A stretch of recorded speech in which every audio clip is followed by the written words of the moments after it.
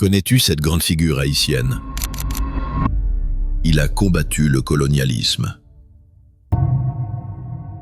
Mais attention, le colonialisme n'est pas seulement une histoire ancienne, c'est une idée qui vit encore aujourd'hui.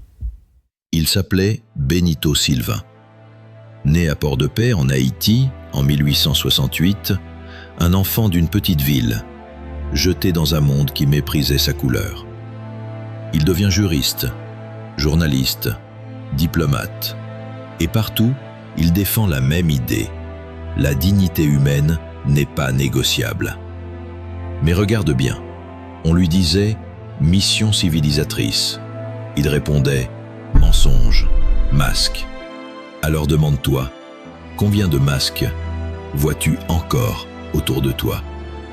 Pour lui, exploiter, ce n'était pas seulement les chaînes aux pieds, c'étaient les contrats, ceux des multinationales par exemple, dans les pays dits en voie de développement. Les beaux discours, une hiérarchie inventée pour te faire croire que tu vaux moins. À Paris, il lance un journal, La Fraternité.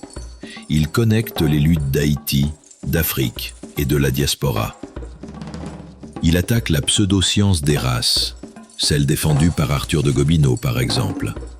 Et il dit « ce système est construit, et tout ce qui est construit peut tomber ». Il démasque le colonialisme moderne. Ce n'est plus le fouet, c'est le récit. On parle d'ordre, de développement, de progrès. Mais progrès pour qui? Développement pour qui? Derrière ces mots, ce sont des vies brisées, des peuples soumis, exploités, génocidés, infériorisés, des peuples réduits au silence. Et toi, est-ce que tu l'acceptes, le valides, tu restes les bras croisés, ou tu te lèves? Benito Sylvain a résisté par la plume, par la parole, par les alliances. Il a montré que les idées oppressives peuvent être défaites. Aujourd'hui encore, son message résonne. Si une idéologie a été inventée, elle peut être désapprise, à condition d'oser la regarder en face. Alors dis-moi, quel mot d'aujourd'hui, selon toi, cache encore une logique coloniale?